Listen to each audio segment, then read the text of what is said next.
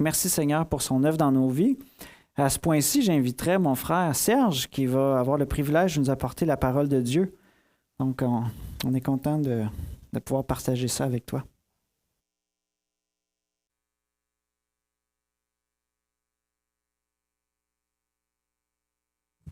De Dieu accomplit parfaitement son plan. Et lorsqu'on oublie cela, on peut entendre dire ou même s'entendre dire ceci.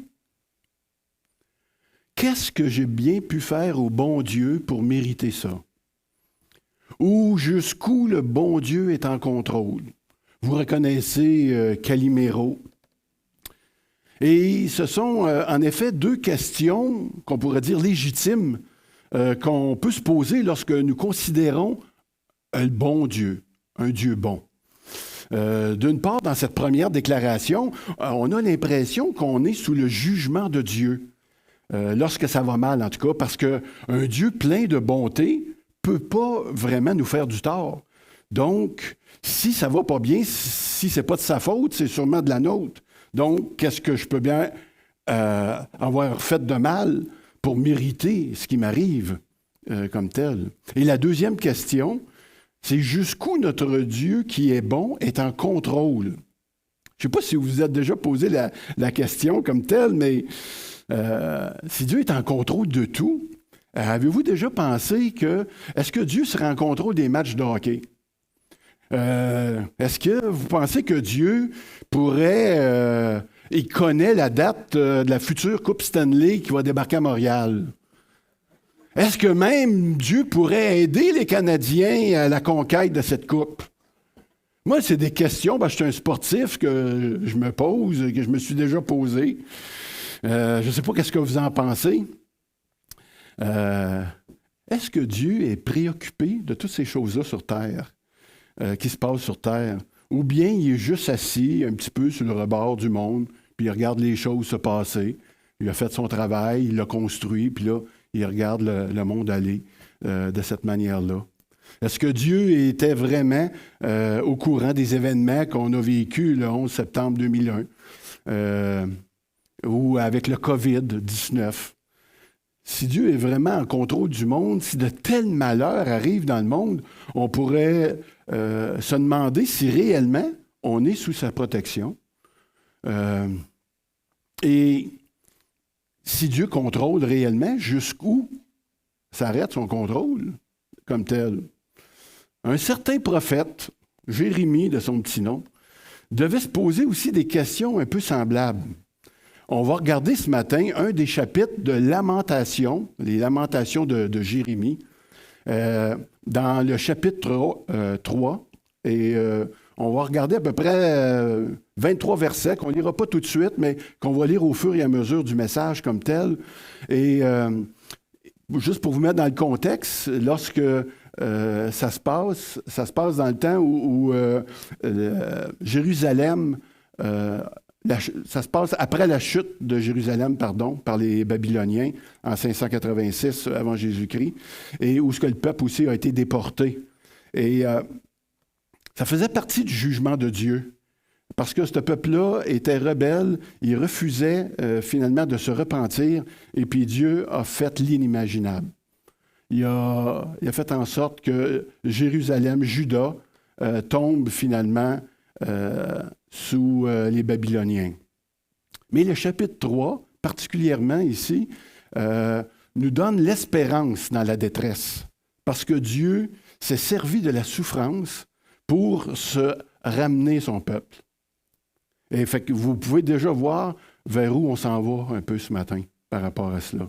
Mais c'est un message d'espoir qu'on va regarder ensemble, parce que, comme on l'a vu tantôt, Marc-Olivier en a lu un peu, c'est les compassions de Dieu ne sont pas à leur terme.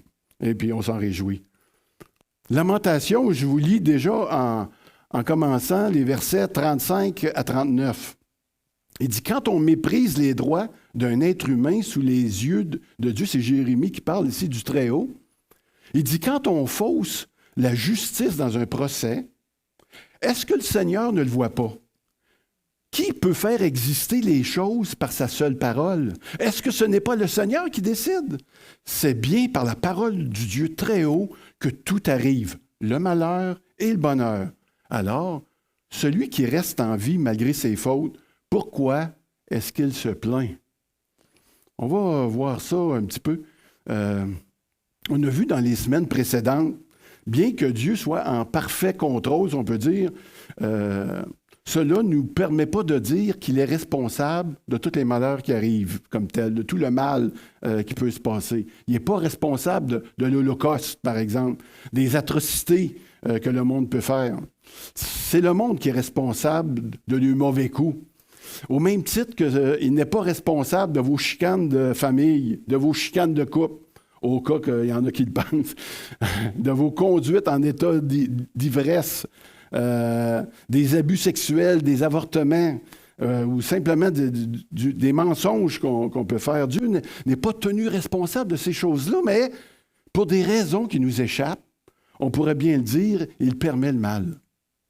Mais il ne le commet pas. Lorsqu'on dit que Dieu est en parfait contrôle, on parle d'une doctrine de la Bible qui s'appelle comment? La souveraineté de Dieu. J'imagine qu'on commence à être un petit peu plus à l'aise avec ça, parce que ça fait encore 5 semaines qu'on en parle présentement. Et bien que ce mot-là n'existe pas dans la Bible comme tel, il y a beaucoup de versets, même des livres, on a parlé du livre d'Esther, des livres complets quasiment qui relatent ce thème-là, si on peut dire, de la souveraineté de Dieu. Et j'ai relevé un verset dans le Nouveau Testament, quelques versets dans Romains 9. Ceux qui ont emmené leur Bible, vous pouvez regarder ça avec moi. Dans Romains 9, à partir du verset 14.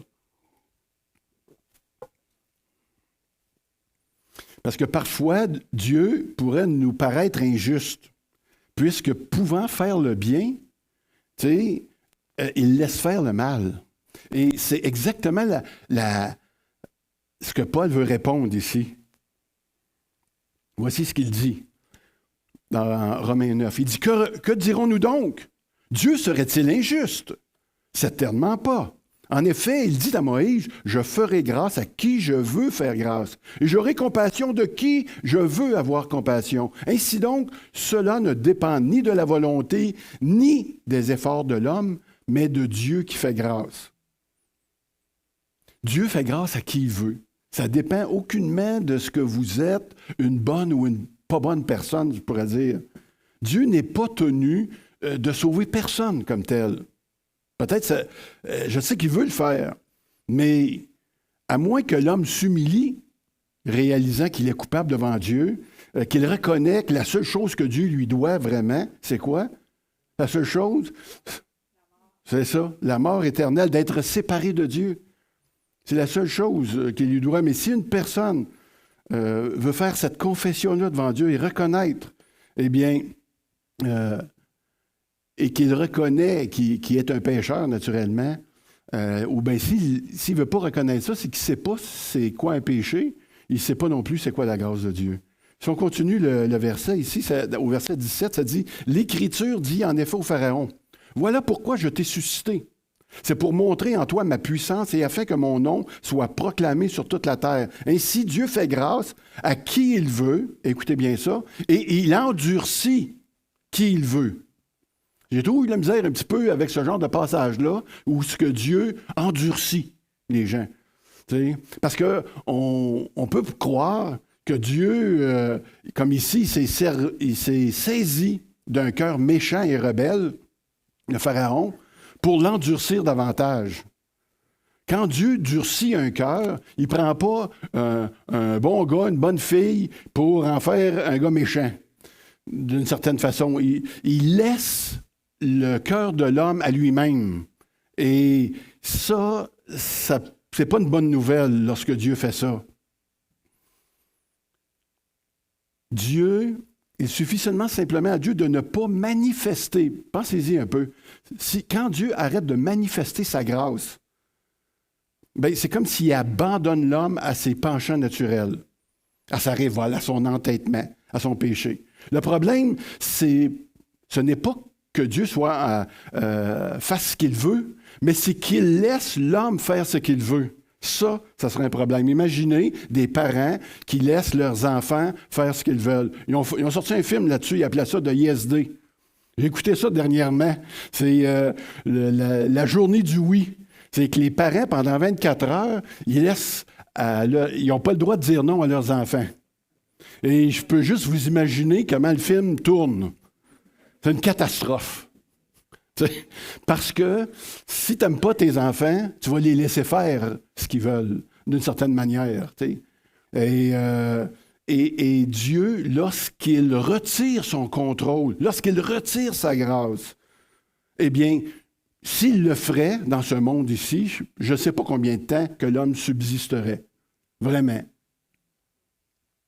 C'est la grâce de Dieu nous permet encore de ne pas s'arracher la tête les uns des autres.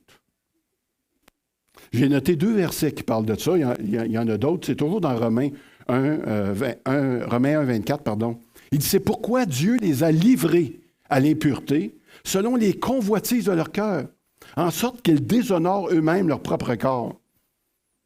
Avec ce qu'on voit dans le monde présentement, concernant la sexualité, entre autres, il semble possible que Dieu laisse l'homme à certains penchants destructeurs à ce niveau-là.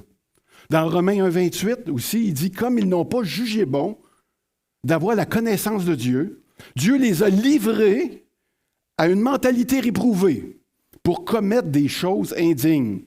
Donc, le problème, ce n'est pas que le fait que Dieu exerce son contrôle, mais plutôt qu'il cesse de l'exercer. Et le fait qu'il maintienne le contrôle, c'est une expression de sa bonté, de sa bienveillance. On appelle ça la grâce commune, qui empêche l'humanité de se déchirer et d'être encore là, si on pourrait dire, qu'on ne se dévore pas davantage. Et pour conclure, je voulais aller jusqu'au bout de ce texte de Romains concernant la justice de Dieu. Dans le verset 19, il dit, « Tu me diras, pourquoi fait-il donc des reproches ou qui peut en effet résister sa volonté? » C'est vrai, si Dieu fait ce qu'il veut, puis que personne ne peut s'opposer à sa volonté, pourquoi que Dieu nous rendrait responsables? C'est des questions qu'on peut se poser réellement. Et la réponse, regardez bien la réponse au verset 20. Il dit, « Mais toi, homme, qui es-tu pour entrer en contestation avec Dieu? L'objet dira-t-il à celui qui l'a façonné, « Pourquoi m'as-tu fait ainsi? » En tant qu'être créé, on n'a aucun droit devant le Créateur. Aucun droit devant le Créateur. Nous n'avons aucun critère d'évaluer les décisions de ce Dieu-là. Et il est certain qu'il est juste et équitable, et ça, nous le savons. Après tout, c'est lui qui l'a fait, le monde, il a bien le droit d'en faire ce qu'il veut. Il est libre d'agir comme il lui semble. Verset 21. Le potier n'est-il pas le maître de l'argile pour faire avec la même pâte un ustensile d'un usage noble et un ustensile d'un usage méprisable? Que dire si Dieu, voulant montrer sa colère et faire connaître sa puissance, a supporté avec une grande patience des vases de colère tout prêts pour la perdition? Si vous prenez un artisan, il va prendre la pâte, il va prendre la glaise, puis il peut faire un vase fragile et puis très joli, très délicat. Et puis avec un autre, il peut faire un vase vulgaire, un vulgaire pot. La même glaise. C'est son choix. C'est l'argile. Est-ce que l'argile se plaint de son sort? C'est ça qu'il dit? Non. Bien, dis-toi non plus, tu n'as pas de plainte. C'est simple. Le Créateur a toute autorité.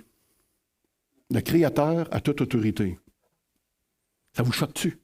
Ça vous dérange-tu un peu? Oui. Dans un monde où on a de la difficulté à respecter l'autorité. Voilà ce qui concerne la justice de Dieu, frères et sœurs. Et maintenant, on va aller voir du côté de sa bonté. Quand ça va mal, le plan de Dieu, c'est de commencer par accepter que Dieu est bon. Lorsque ça va mal, Jérémie nous rappelle que Dieu, c'est notre bien. On va lire les versets 24 à 29 du chapitre 3 dans la Lamentation de Jérémie. Verset 24, il dit, « Je le déclare, l'Éternel est mon bien. C'est pourquoi je veux m'attendre à lui. L'Éternel a de la bonté pour celui qui compte sur lui, pour celui qui le recherche. » Si dans ta vie, tu recherches Dieu, sais-tu qu'est-ce qui va t'arriver? Tu vas pouvoir compter sur lui, puis quelqu'un a dit, tu vas le trouver. Si tu me cherches, tu me trouves. Oh, non, pas de ta fête comme ça. Verset 26. Quand ça va mal, je fais une petite phrase de prélude, je dis quand ça va mal. Il est bon d'attendre en silence le secours de l'Éternel. La patience, comme notre frère a parlé ce matin, c'est pas trop notre tasse de thé. Il est bon pour l'homme de devoir se plier à des contraintes dans sa jeunesse. La jeunesse, je pense, ça parle de la jeunesse. Et ça veut dire que c'est bon de se faire dire non des fois. Pour des adultes, quand on rentre dans un magasin, c'est bon aussi d'avoir des contraintes aussi, on va dire ça comme ça. De ne pas toujours dire oui. Qu'il se tienne solitaire et silencieux lorsque l'Éternel le lui impose. Qu'il mette sa bouche dans la poussière. À vous, essayez de remanger de la boîte, vous autres. Ça parle mal. Ben, je me rappelle quand j'étais petit, j'en mangeais. Ben, volontairement, là, j'aimais ça, me faire une bonne tasse de boîte. Je voulais savoir combien de temps je pouvais survivre en mangeant de la boîte. Faites des expériences de boîte. Puis il dit, quand c'est ça, là, il y a de l'espoir avec toi. Ça te tente de manger de la boîte? Sois patient. Il y a de l'espoir avec toi, que l'Éternel dit. Est-ce qu'on est, je pourrais dire, disposé à se soumettre à la discipline de Dieu et apprendre ce qu'il veut nous enseigner? Vous savez, c'est quand la dernière fois qu'on a vraiment réfléchi silencieusement à la volonté de Dieu, dans un esprit d'humilité, dire Seigneur, je suis-tu dans la bonne traque, moi, là? Je suis en train de faire la bonne chose, je suis en train de réfléchir. Mon cœur est-tu vraiment sensible à ta parole? Premièrement, ta parole, je la connais-tu un peu? Il ne faut pas oublier que le Seigneur a des belles leçons pour nous autres. Des leçons d'amour, il veut nous enseigner. Et je pense qu'on doit faire notre part pour apprendre tout cela. Et même si cela nous amène à tendre l'autre joue, ça c'est le verset 30, je ne l'ai pas marqué ici, qu'il présente la joue à celui qui le frappe, qu'il soit rassasié d'insultes. Tendre l'autre joue, on n'est pas fort là-dessus, nous autres. Oh non, tiens, oui, dans l'autre. Non, c'est pas dans notre premier choix. Des fois, c'est bon de supporter la critique et puis certains mauvais traitements. Donc, d'être patient quand l'adversité arrive. D'ailleurs, Jésus a invité ses disciples à tendre l'autre joue dans Matthieu 5, 39. Mais qu'en est-il avec la question, le bon Dieu est en contrôle jusqu'où? C'est qui va gagner la coupe cette année? Toronto ou Montréal? On ne sait pas. La question sous-entendue à cette question, jusqu'où Dieu est en contrôle, c'est pourquoi Dieu permet-il la souffrance? C'est ça, dans le fond, qui est sous-entendu à cette question. On revient un petit peu au questionnement de Jérémie là, dans les versets 35-36. Jérémie, dans le fond, il pose une question rhétorique. Ça veut dire qu'il connaît déjà la réponse, mais tu sais, il parle. Il dit, quand on écrase puis piétine tous les prisonniers d'un pays, quand on viole le droit d'un homme devant le Très-Haut, quand on fait du tort à un être humain alors qu'il défend sa cause, le Seigneur ne le voit-il pas? J'ai souvent parlé à des personnes qui ont été maltraitées, violées. Puis je leur ai posé la question parce que c'était des croyants. Puis je dis, est-ce que le Seigneur, d'après toi, il était là quand c'est arrivé? Le Seigneur ne le voit-il pas? Combien de fois j'ai entendu des gens à qui je témoignais de Dieu me dire, c'est difficile, Serge, à croire un bon Dieu. Tu sais, quand on regarde toute la souffrance qu'il y a autour de nous. En fait, la souffrance, c'est vrai, ça n'a aucun sens. Si notre espérance s'arrête à cette vie-là, à celle qu'on est en train de vivre. Si tout se limite à cette vie sans l'espérance d'une vie après la mort, la seule réaction sensée qu'on pourra faire par rapport à la souffrance qu'on vit, c'est de la soulager. Ça sera bien normal. Puis la soulager de tous les moyens. Donc, essayer d'avoir une vie le plus possible dans le plaisir, dans la sexualité, avoir le plus d'argent possible, des biens matériels, la réussite sociale, l'accomplissement de soi, tout ce qui peut empêcher de vivre de la souffrance. Et c'est quand même des moyens qui sont charnels, mais qui sont limités, mais qui peuvent satisfaire pendant un certain temps la souffrance qu'on vit. Mais si on croit à un monde meilleur, si on croit qu'il y a une vie après la mort, il faut croire que la souffrance, elle a sa raison d'être et qu'elle doit accomplir son œuvre. Ici, j'avais le verset. Alors, oups. C'est ça. Ça dit au verset 27 de Jérémie 3, il dit « Il est bon pour l'homme de devoir se plier à des contraintes dans sa jeunesse. » Le plus bel exemple qui nous a été donné par rapport à ça, c'est qui? C'est Jésus. Jésus à la croix. Il a payé pour nos péchés, pour qu'on puisse être délivré d'une condamnation éternelle. Pensez-y. Le bon Dieu a décidé de venir sur la terre comme un serviteur et de subir la croix. Hey, c'est un peu... C'est Dieu. Il me semble qu'il aurait pu faire des choses autrement. Il aurait pu arriver à 30, 31 ans, puis dire, « Je vais vous raconter une belle histoire. » Puis là, on va régler les choses. Tu sais, tous ceux qui veulent être sauvés, ben venez à moi. Vous tous qui êtes fatigués. Tu sais, ça aurait pu être, on dirait, sans la croix. On dirait que même Dieu lui-même n'a même pas voulu se soustraire à la souffrance. Quand même. Fait qu'il fallait qu'il trouve là quelque chose parce que ça prenait du sang. Sans effusion de sang, il n'y a pas de pardon des péchés. Ça se peut pas. C'est comme ça que ça arrive. Puis Dieu, il l'a fait. Puis nous, on ne le ferait pas par rapport à la souffrance. Il y a toujours un prix au pardon. Et je me suis rappelé d'une histoire par rapport à ça. Il faut toujours que quelqu'un paie pour pouvoir qu'on puisse recevoir le pardon. Quand j'étais plus jeune, j'ai cassé une fenêtre avec une balle, on jouait au hockey, et puis j'ai cassé une fenêtre de la voisine, Mme Robinson, une Anglaise, ça ne nous dérangeait pas trop à ce moment-là, tu sais, la guerre des Anglais et les Français. Tu sais, mais elle ne nous parlait pas beaucoup, la madame, puis, tu sais...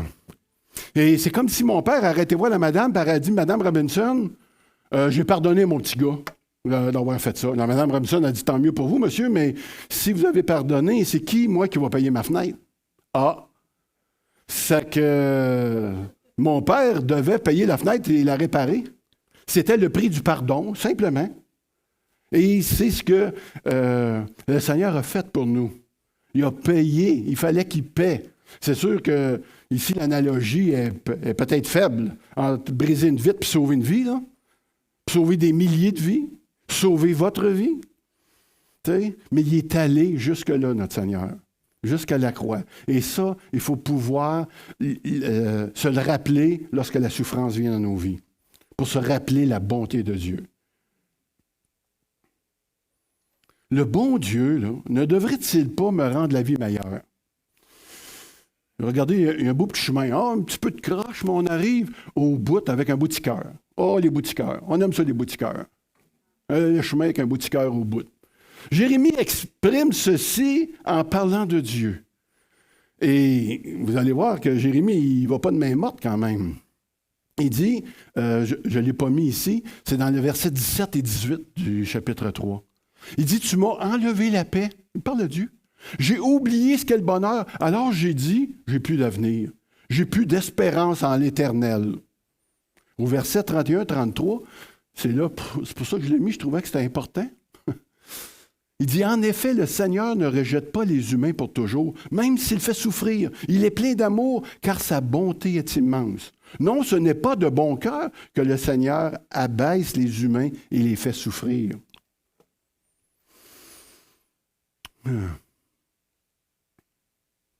Qui ne souhaite pas une vie meilleure en tant qu'humain, dans le fond?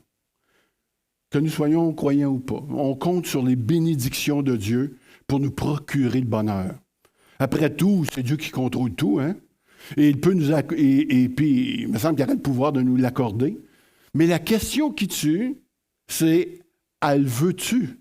Est-ce qu'il le veut? Est-ce que Dieu veut cela?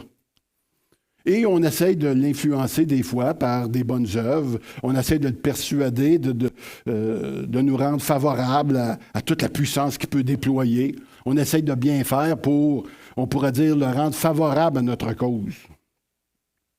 En fait, nous croyons que nous sommes sur terre pour être parfaitement heureux. Je sais que cette phrase-là, ça ne fait pas de sens pour vous. Mais dans le fin fond, là, c'est comme ça qu'on pense. Parce que le Seigneur, il est bon quand il nous fait du bien. Puis quand il ne nous fait pas du bien, puis qu'on est dans le trouble, il est encore bon, mais là, peut-être un petit peu moins.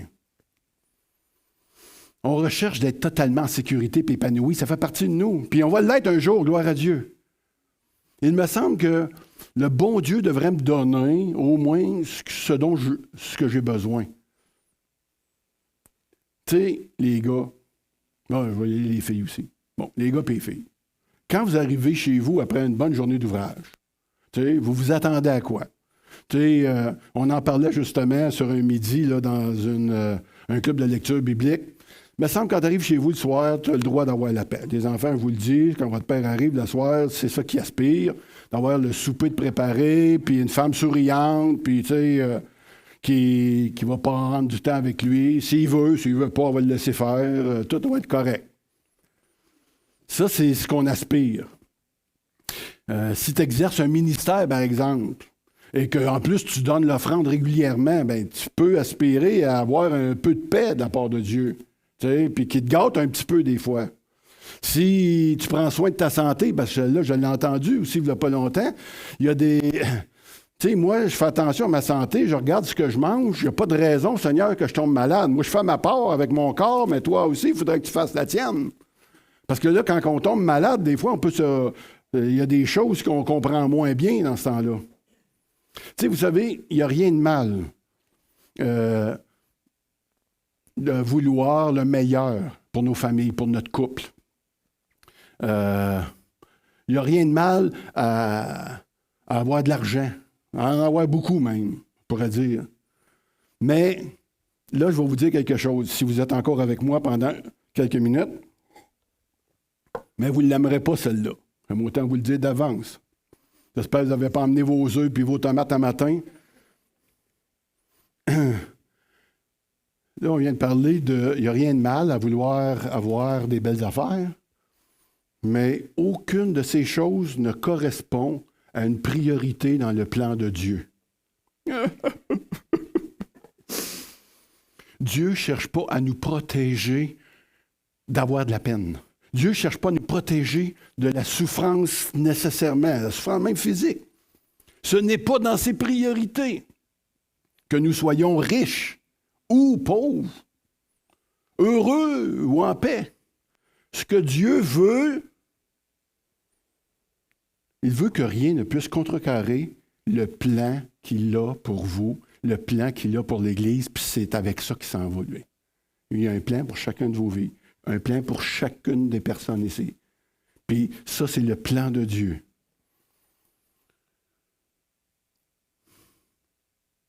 Le plan de Dieu, c'est pas de nous accorder une vie meilleure, telle que nous la concevons. Son plan, c'est Jésus. Normand en a parlé la semaine dernière, pasteur Normand, que nous puissions le connaître plus que tout. Je ne sais pas combien de fois qu'on va se le répéter, mais on a besoin de l'entendre. Son plan, c'était de nous révéler Jésus. Parce que pourquoi Jésus? C'est le plus précieux trésor qu'on ne peut pas avoir. Écoutez,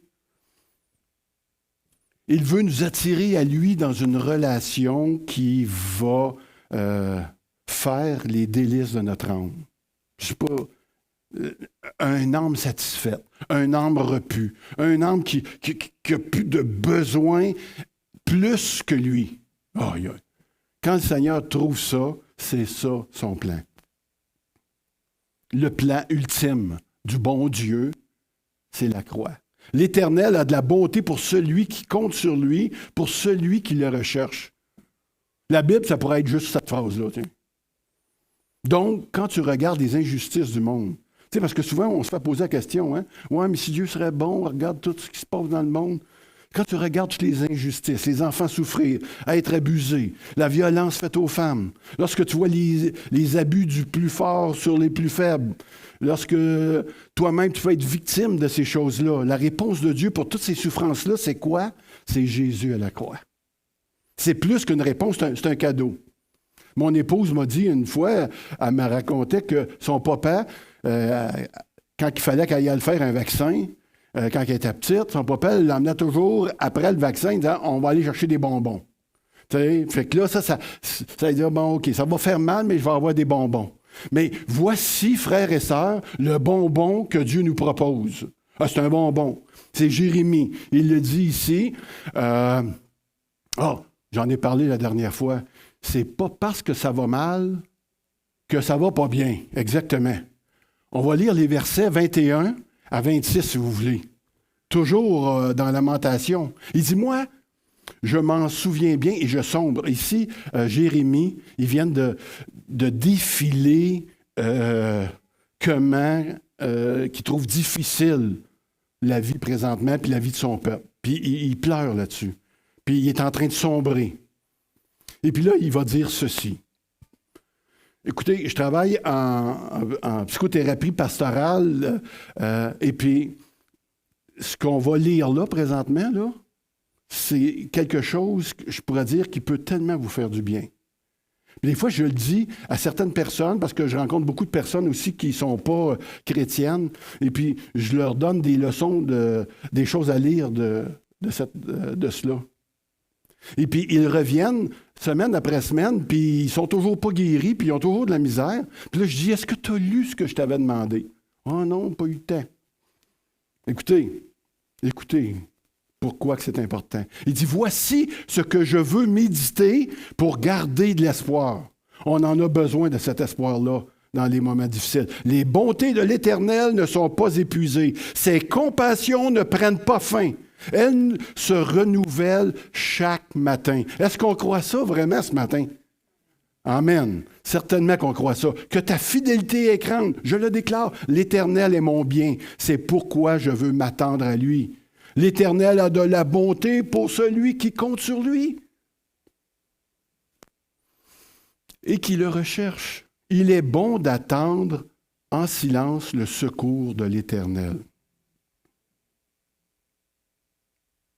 À la question, qu'est-ce que j'ai bien pu faire au bon Dieu pour mériter ça? La question se change ici en celle-là, que vous voyez apparaître juste en haut. Qu'est-ce que le bon Dieu a fait pour moi que je n'ai pas mérité? C'est cette question-là qu'on devrait se poser. Ce que tu mérites, c'est la condamnation éternelle. Ce que tu n'as pas mérité, c'est son pardon qui te donne accès à la vie éternelle. Ce que tu n'as pas mérité, c'est son amour. Et parce que lui t'a aimé le premier. Ce que tu n'as pas mérité, c'est la puissance de son Esprit Saint qui va te transformer, qui va te changer, qui va prendre une personne égocentrique puis qui va la mettre altruiste. Ça veut dire que tu as de l'amour pour les autres autour de toi.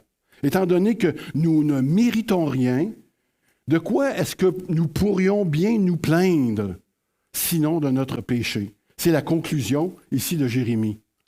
Cesse de te plaindre du bon Dieu et plains-toi de ton péché. Le verset 39, il dit, pourquoi l'être humain resté en vie? J'ai affaire à des personnes en vie ce matin. Pourquoi l'être humain resté en vie se plaindrait-il? Que chacun se plaigne de quoi? De ses propres péchés. Rappelons-nous de cette histoire dans Luc 13, 4. L'effondrement de la tour de Siloé. Il y a 18 personnes qui sont mortes. Puis les gens pensaient qu'ils sont venus voir Jésus pour savoir si il était plus pécheur que les autres. Jésus dit non. Ils ne sont pas plus pécheurs que les autres. Puis ceux qui sont restés en vie ne sont pas meilleurs que ceux qui sont morts. Mais il dit, par contre, c'est un avertissement. Quand on voit des gens mourir, puis justement, hier, je parlais avec quelqu'un qui souffrait de la mort, justement, de ce qui se passe dans la famille Hood, puis il dit, Serge, ça me fait peur. Parce que je pensais que cette personne-là était intouchable. Il n'y a pas d'intouchable parmi nous, que vous ayez l'âge que ça voudra. Et vous savez, le Seigneur, il dit ici, son message, c'est de se repentir. Seule la repentance et la foi en Jésus-Christ vont permettre d'avoir cette vie éternelle-là et d'éviter ce qu'on mérite, c'est-à-dire le jugement. En conclusion ici, dans la question de Calimero. Qu'est-ce que j'ai bien pu faire au bon Dieu pour mériter ça? La réponse, c'est quoi? C'est à rien. Parce que tu mérites à rien. On a vu que Dieu transforme le mal en bien. On a vu ça, hein? Qu'il transforme la malédiction de la croix en bénédiction à ceux qui le recherchent. On a vu que dans toute la souffrance, Dieu n'est pas injuste. Il fait ce qu'il veut, à qui il veut, quand il veut.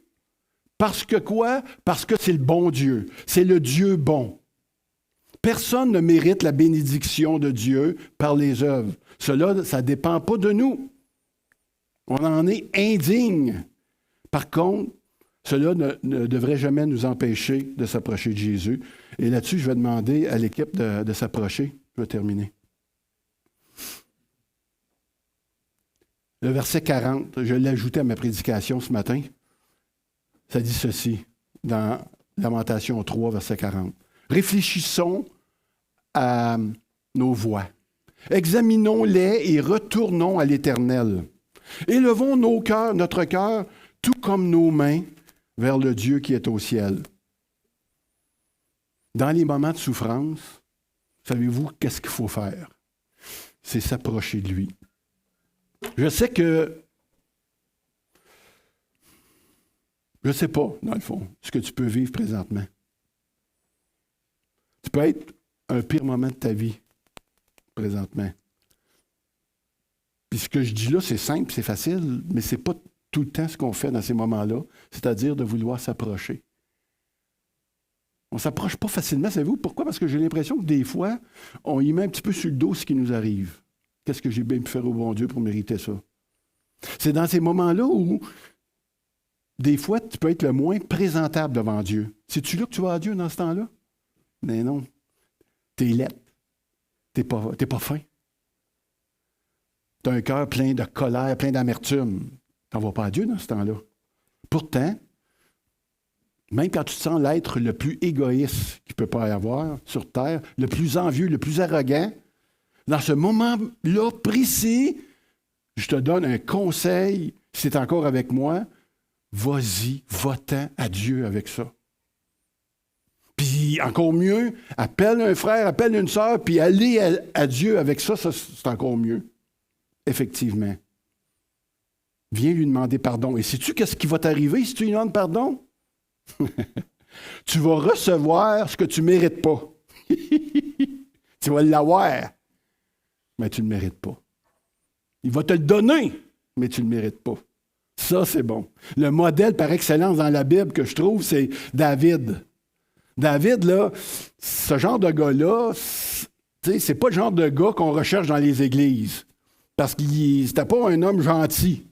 Mais par contre, moi, là, j'en prendrais des David à volonté. Il pourrait rentrer ici avec les tatouages, puis la couette dans l'air, toutes les couleurs, ça ne me dérangerait pas. David, là, c'est un adultère. David, c'est un homme violent. C'est un homme qui était conspirateur. Mais il a toujours reconnu son tort. Il a toujours accepté sa faute et demandé pardon à Dieu. Et ça, Dieu a dit, David, c'est un homme selon mon cœur. Dieu ne cherche pas des saints parfaits, il cherche des hommes selon son cœur. Des hommes, des femmes qui n'ont pas peur d'aller à Jésus-Christ. Puis de reconnaître leur tort. Si tu te présentes à Dieu avec cette attitude-là repentante, il va t'accueillir. Parce que, écoute, ça va faire sa journée. Tu vas faire la journée de Dieu. Tu sais, si tu te présentes comme ça, tu confesses de ta bouche que tu es un pécheur. Combien de fois tu peux y aller, même si tu reviens tout le temps? Tu sais, tout le temps. Tu y vas tout le temps. Jésus a payé à la croix pour tes fautes. Puis, sais-tu, à toutes les fois que tu y vas, c'est comme un parfum de bonne odeur. Amen. Écoutez, on va prier ce cantique-là ce matin. Je vous invite vraiment, au travers le cantique, à rentrer en vous-même, puis déjà à vous en remettre à notre Sauveur. Amen.